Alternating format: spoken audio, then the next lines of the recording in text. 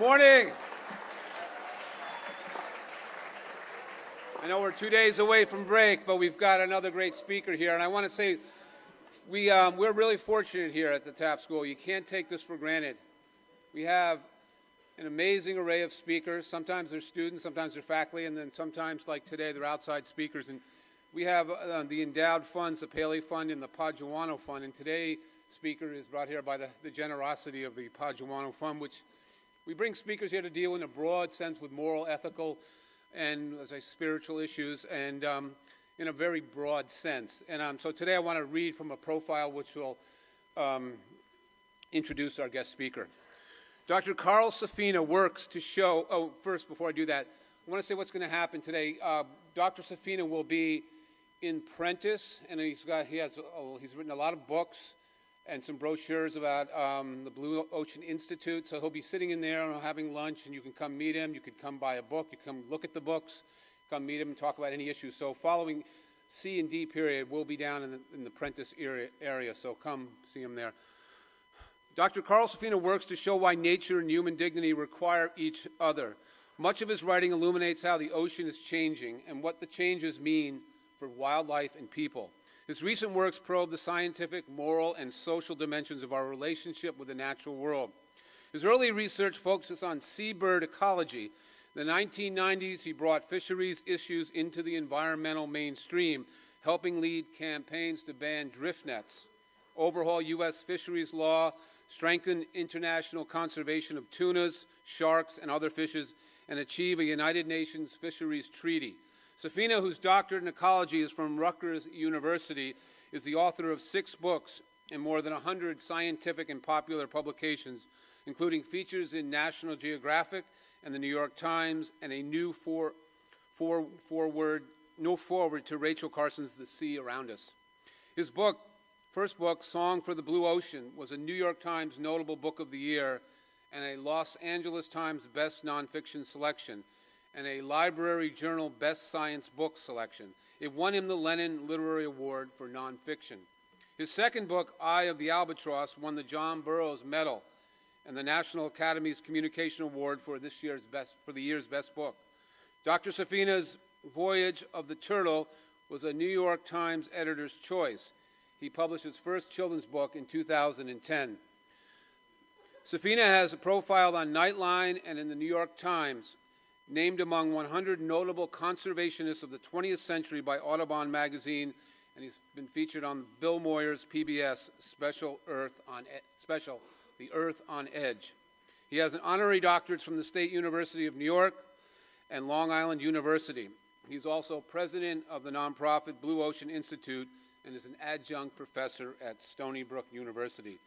Safina is also a MacArthur Fellow, a Guggenheim Fellow, a Pew Fellow, and a recipient of Chicago's Brookfield Zoo's Rab Medal. Among other honors, he hosts Saving the Ocean on PBS television. So please join me in warmly welcoming Dr. Carl Safina.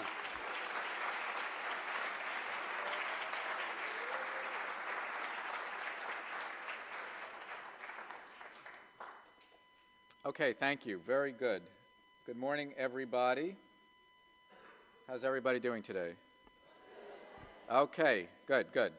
All right, now I want to talk about something that is very, very narrow and very, very focused: the world and you.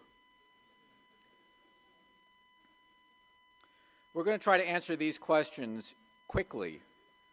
What's our relationship with the natural world? What should that relationship be? And how does our relationship with the natural world affect our relationship with one another? Small little focused questions, as I said. All right. You all heard a very, very nice introduction of me and all these great things and awards and everything like that. But here's who I really am. Really, I'm a kid who likes to go fishing. And I just got older, that's all. But that's really who I am. And when I got to be a little bit less of a kid, I had to figure out what I was going to do if I grew up. So I didn't want to grow up, and I looked around very carefully to find out how you can avoid growing up, because all the grown-ups I knew had jobs they didn't like, and I didn't want to grow up and have a job I didn't like. So I found a very interesting way to avoid adulthood. It's called graduate school. And I think that you should all go there, because I did. And in graduate school, they let me continue to go out in boats. In fact, they gave me a much better boat than I had ever owned before. And they said that I could study seabirds for a living. So that's what I did. Now, although I'm going to talk to you mainly through an ocean lens because I'm a kid who likes to go fishing, really we are going to talk about these major issues about our relationship with the world. But I want to show you how I got there. I enjoyed going fishing. I started to see that the fishing seemed to be getting worse and worse, and I was wondering what was going on. And then I found out that things were happening in the ocean that were unimaginable to me in their scale and their effect. Like there were really, really big boats out there being very good at what they were doing, which was trying to find what lives in the ocean and removing it. And it made a big difference. On that bottom right image is 20 tons of a fish called orange roughy. Have any of the students here ever seen orange roughy on a menu? No. One? Are you a student? No, you lied. Okay. Now that's the point, though. The point is that about 20 years ago they were on a lot of menus and they were really very common and popular. No young people know what this fish is, and that's because we ate them all.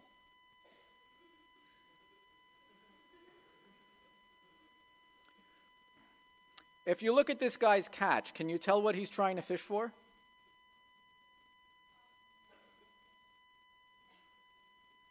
Raise a hand if you have an idea. Shrimp, yes, he's fishing for shrimp. And if you look very carefully, you could see that he caught one. I try to get my pointer here. There it is, he caught one.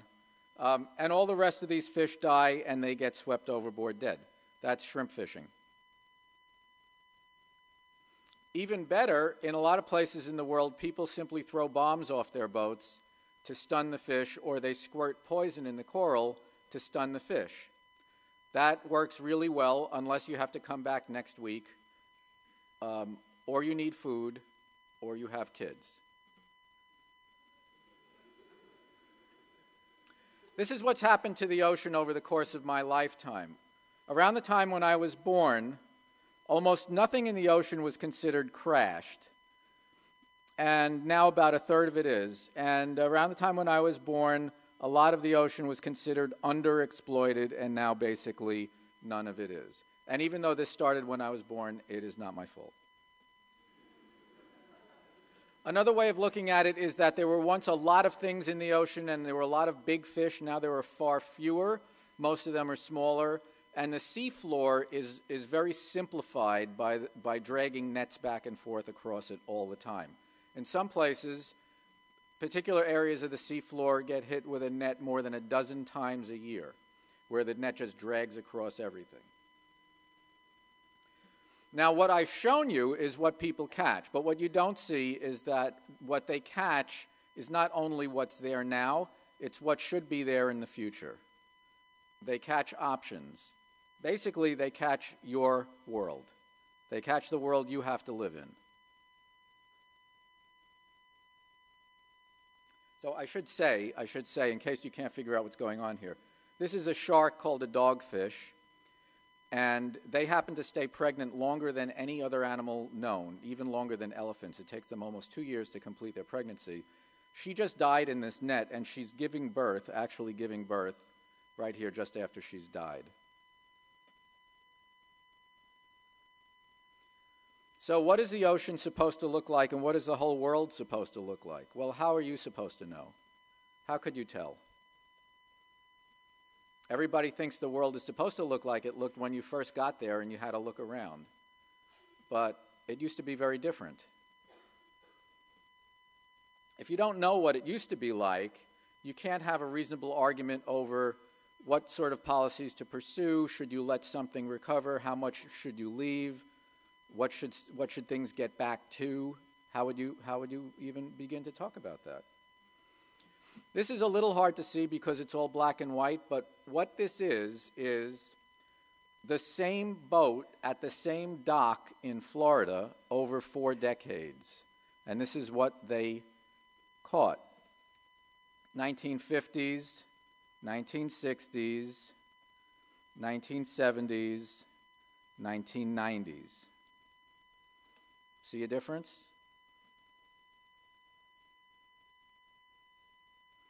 This is not just about fish. It's about people who need fish. People obviously want them. That's why they're taking so many.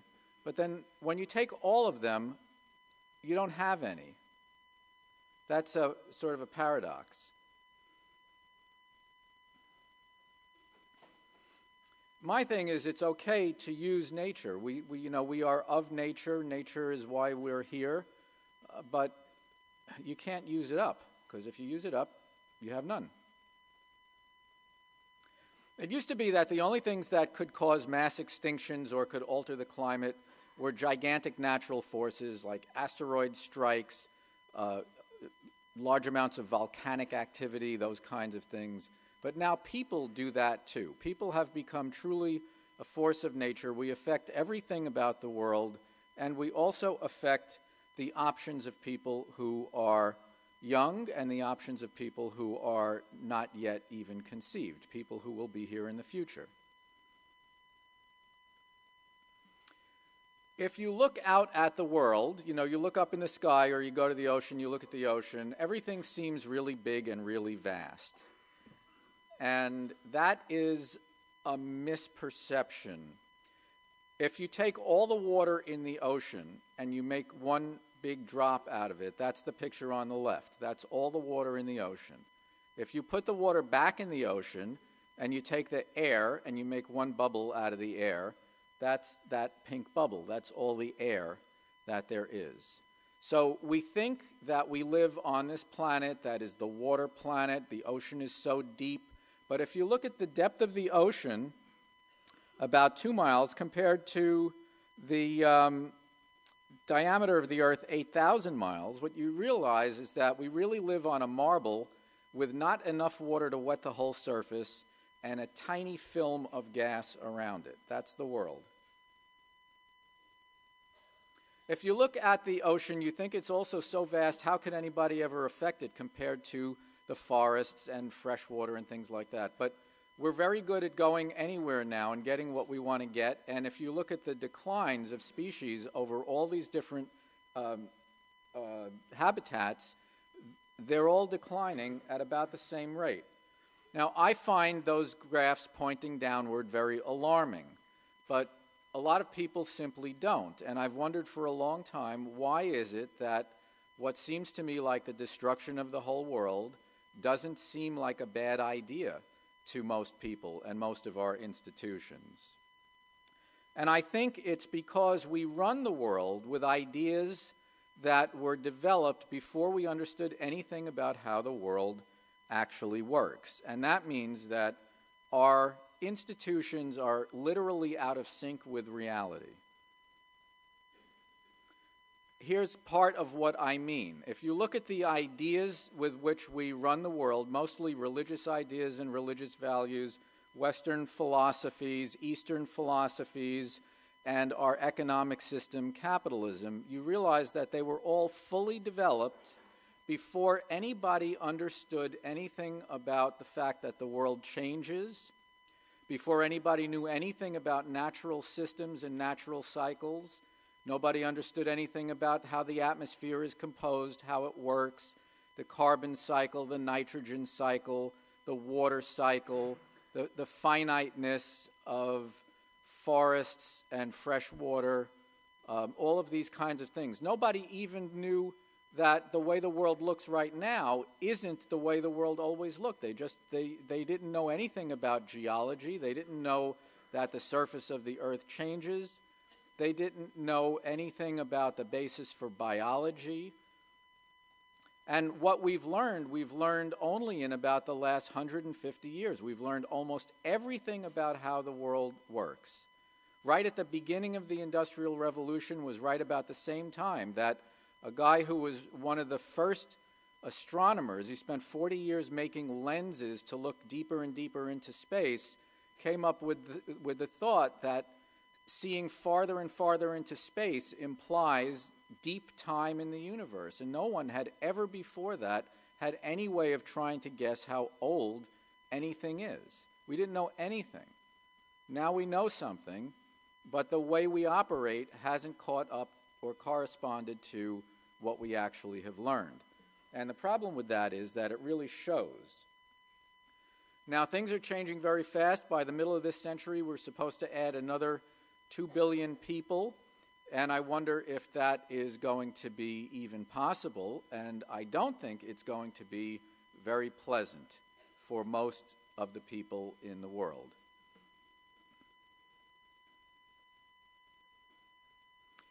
You hear all the time about growth. We always have to be growing. We hear every day about whether the economy has grown, how much the economy has grown.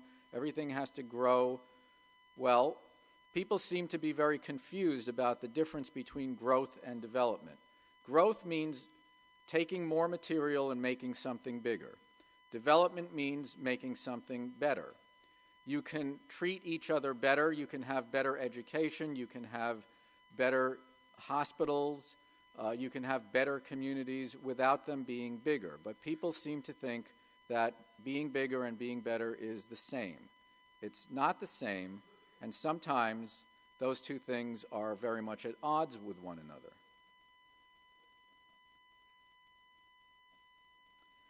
Now, in my work tends to be about the oceans, looking at the world from the standpoint of how the oceans are changing and what it means for the wildlife of the oceans and the people of the oceans.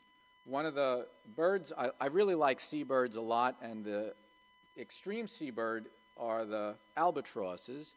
They have the biggest wings in nature. That is about natural size for that bird. They're like little airplanes when you're sitting in their nesting area and they're coming flying around. They're also the most endangered family of birds because they get into trouble with our fisheries, and our fisheries were killing so many of them that there were a lot of albatrosses that looked like they were threatened with extinction. They get hooked on these lines that are 25 to 50 miles long. The lines get let out the back of a boat. They have thousands of baited hooks, and the albatrosses come in trying to grab the bait off the hook before the line sinks out of reach. But if you see on this boat, here is the line, miles and miles of this line with thousands of hooks, and there are the birds, but the birds are not where the bait is. And by the time the line is over here where the birds are, it's too deep and they can't get it. And that's because there's a piece of rope here with a splashing buoy and some streamers, and another one here, and this problem that was endangering albatrosses around the world is solved with 2 pieces of rope. More sea turtles drown in shrimp nets than die from any other cause, and it turns out that if you put something like a barbecue grill in a shrimp net and have a flap, the turtle can slide out and the shrimp can go through. Problem solved with a barbecue grill. But those aren't the only problems. Some of the problems are much more complicated. Besides taking a lot out, we put a lot of things in. Those things are in different categories. Nice things like nutrients. Nutrients, if you think of nutrients as food, it's mostly fertilizer that we're talking about. Everybody needs food, and food is good, but there is such a thing as too much of it, and too much of it can make you sick. Same with these nutrients that go into the ocean. Same with toxic chemicals that are never really good for you, except in tiny, tiny traces sometimes. Same with things like hormones that we have now coming through us and going back out into the water in the form of birth control pills and other things like that, that actually mess up other animals. We live in many different ways as human beings on this earth, but there are still a lot of people, including people in America, who live right around the same level in the food chain as polar bears. There are American citizens, they live in Alaska, and they eat a lot of seals. And just as the polar bears get contaminated with all the contaminants that go up in the air, go down in the water, get concentrated in the food chain, same thing with these people. It's not their fault. They didn't try to start these problems. They don't really contribute that much to these problems, but they tend to suffer the most. Another thing about the way the world works, unfortunately, is that usually they say, you know, what goes around comes around, and it usually kind of does, but it comes around first to the poorest. The poorest and the non-humans among us always get the worst of it first. Now we have this other big problem, which is we're changing the entire heat balance of the world with all of the fossil fuel combustion of the last 200 years. Here is the carbon dioxide as measured in Hawaii, out in the middle of the ocean, get far away from most population centers. And you'll notice that the carbon dioxide goes up and down and up and down and up and down every year, although it mainly goes up and up. So why does it go down every single year? Who knows? What? Summer. Most of the land and most of the forest and most of the vegetative growth is in the northern hemisphere. So when it's summer in the north, all of the plant growing actually draws carbon dioxide out and down from the atmosphere. And you can see it. This is sensitive enough to show it. But you can also see that overall the net change is more. You see more of the change at the poles. You don't see most of the change where most people live, although that is starting to change. We had Superstorm Sandy last year. We just had the super typhoon this year. That's starting to change. But if you go to the polar places, you see enormous, enormous change. At this glacier in a place called Svalbard, north of Norway, used to be hundreds of feet thick, and we walked up the side of this valley 500 feet in elevation before we got to the first little plants, because and there was a bathtub ring all the way around the valley, because that glacier was once 200 feet thicker than it is now. It was also several miles down that valley. When you go to the polar regions, the change is not subtle. It's very, very obvious. Much of the heat is actually going into the ocean. The heat is not changing as much in the atmosphere because the ocean is absorbing a lot of it. And that's one of the reasons that things are melting at the poles. So things are changing for penguins and for the things penguins eat, like krill, which need to graze on the underside of the sea ice. So if there's no sea ice, no food for the krill, no food for the penguins. Also, you may have heard of the problem the polar bears are having. They eat seals at their breathing holes, and if the sea doesn't freeze, no ice, no breathing holes, no food for the polar bears. You might think that the seals like this, but the seals give birth on the ice. So there's no winner in that situation. And although you may have heard of polar bears being in trouble, you probably have never heard of most of these animals. They're as doomed as polar bears if the ice goes away, because they're also totally reliant on ice. There are also a lot of people who are still alive who happen to be totally reliant on ice. This is the mayor of a town in Alaska. His people these are a type of Eskimos, Inupiats. These people are living in a place that they've lived for about 600 years or more. They say 3,000 years. And it's a barrier beach island. It's like the beach on the south shore of Long Island. It's a barrier beach. The ocean is here, that's the bay, and the continent, the mainland of Alaska, is here. It used to be the ocean froze in the winter, and then they have these shrieking storms, but the ice armored the place and armored the ocean. Now the ocean doesn't freeze anymore, so when the storms come, they just sweep the houses away. They've lost 16 houses in the last storm, and this town needs to move. Where do they need to move? They need to move right across the bay. No one else lives there. This is their hunting territory and their summer gathering territory. No one lives there. Everybody says, if you need to move, just fine, move. They have one problem. They need about $150 million to move because they have to build houses for 600 American citizens. They have to build a school. They have to build a post office, an airstrip, and a power plant.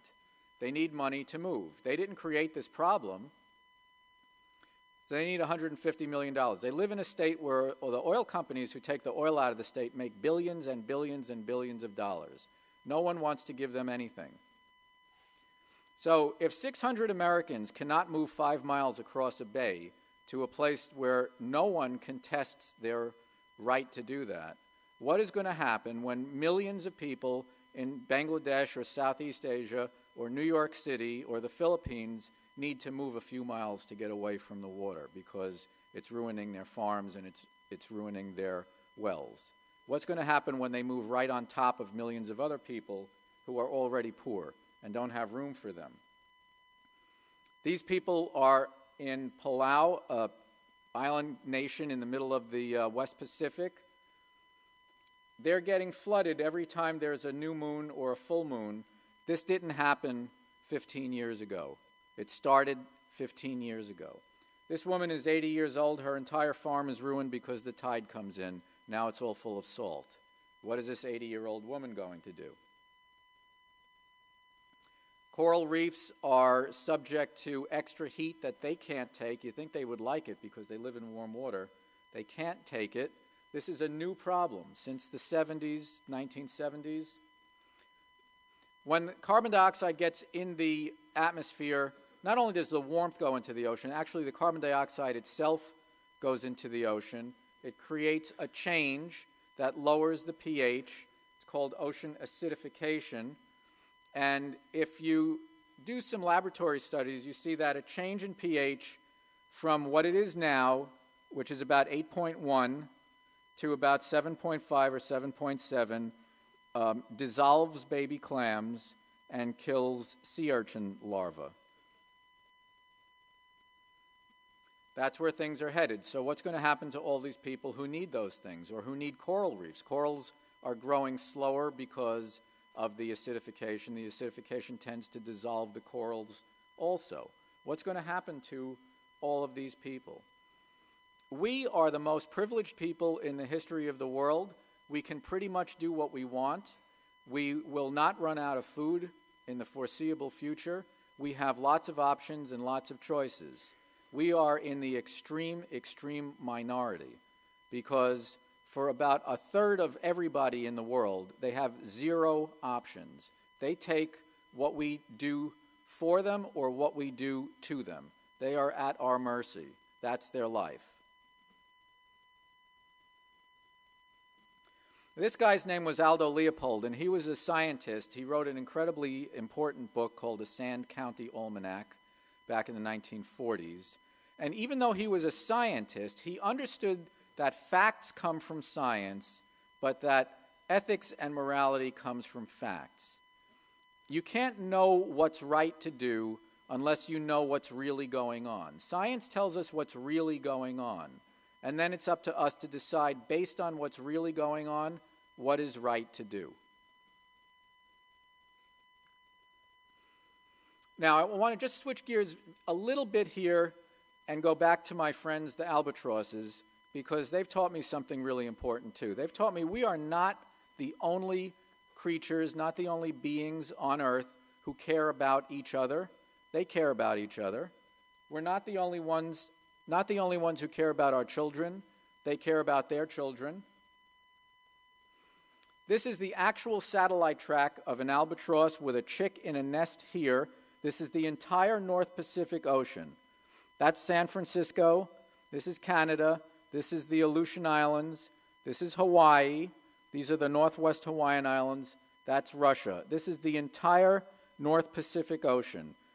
To get one meal for her chick, she goes 9,000 miles over almost a month.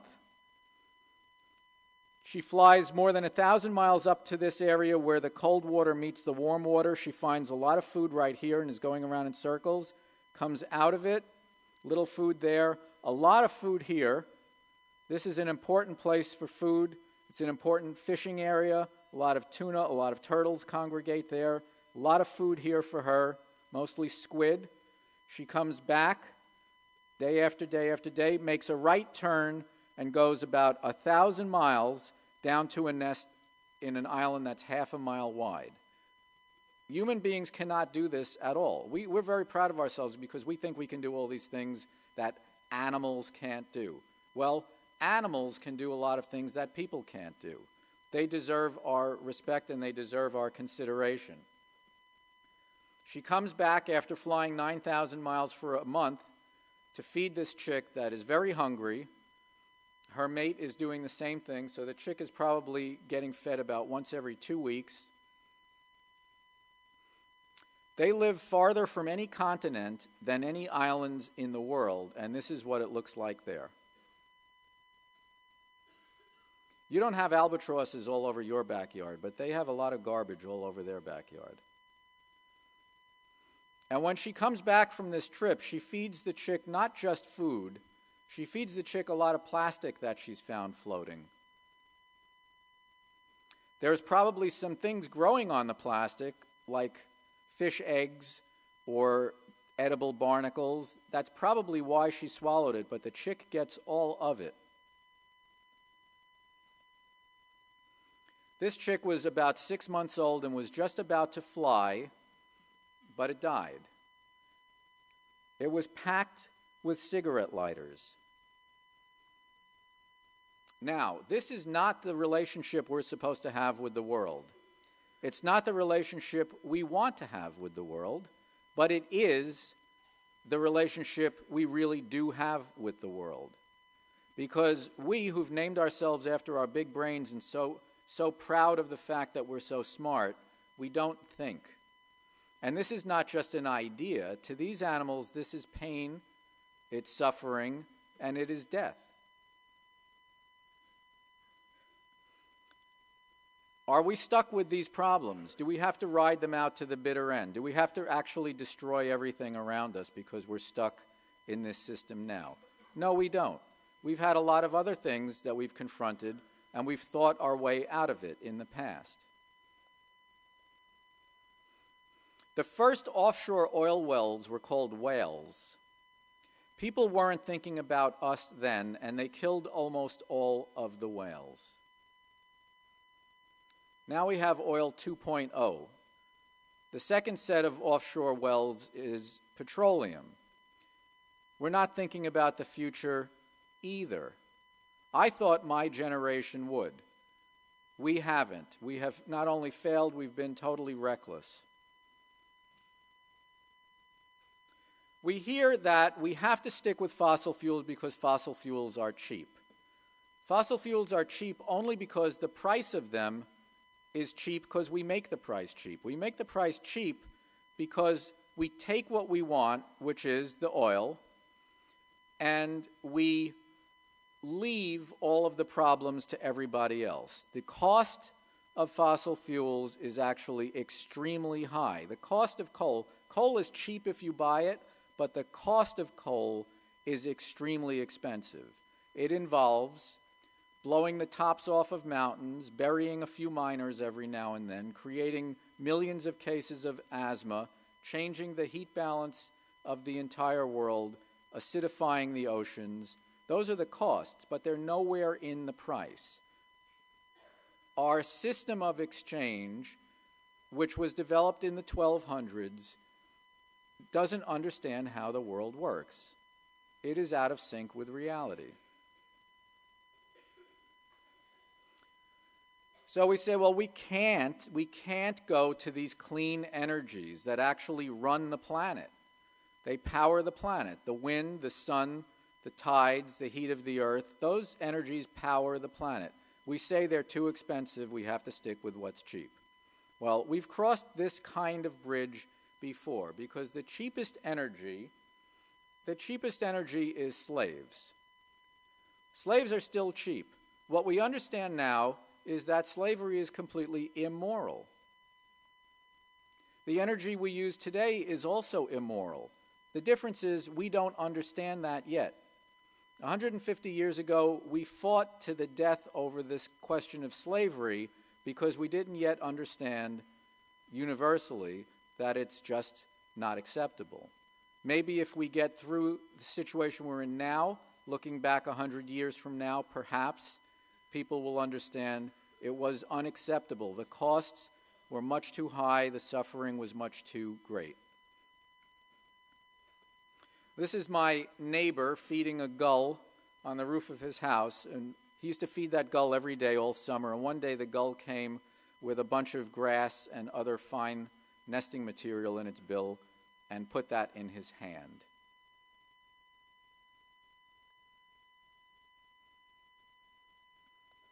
Okay, so what do we need to do? It's pretty simple what we need to do. We need to stop hating people because of what they believe. We need to understand that you can't keep growing on a planet that isn't growing. And we need to understand that you can't run civilization on energy that ruins the world. Those are the three things we need to know. But simple doesn't mean easy, it just means simple. But in our history, every time we've expanded the circle of compassion to include more and more people or more and more of the world in what we consider, we've always made the right decision. First it was only, in decisions about people, first it was only white people who held, white men who held property. Then it was white men. Then it was men. Then it was men and sort of women. Now we have all these debates about gay people. What about all the other animals? But every time we expand that circle, we make the right decision. Every time we emphasize our differences, we make the wrong decisions, some very hideous decisions. And so, although my lens has been through the ocean, it seems to me that at this point in our history, nature and human dignity require one another. Where people have been robbed of their dignity and don't have the luxury of caring about nature, they cannot get back up on their feet. You think of Haiti as an extreme example of that. They ruined all the nature there. They're really stuck in a very deep hole that they can't get out of by themselves. And where we do take care of the natural world, we give ourselves some room to consider how to live as human beings and what we should be doing and how we should be treating one another. So I think nature and human dignity rely on one another. Oops, wrong direction. And I think it's important to have two things. One is hope and the other is inspiration. And my definition for those things is hope is the ability to see how things can get better. Hope motivates all work. If you can't see how anything can get better, then you can't do anything about it. But if you can, that's hope and that motivates work. And inspiration is the urge to act. So it's really important to see how things can get better and to feel the urge to act. And feeling hopeful and inspired is about the best thing that you can possibly feel. So that's my view. A lot of these ideas are in a book of mine called The View from Lazy Point. This is literally the view from Lazy Point, and that's my story, and I'm sticking to it, and I want to thank you very much for being here today.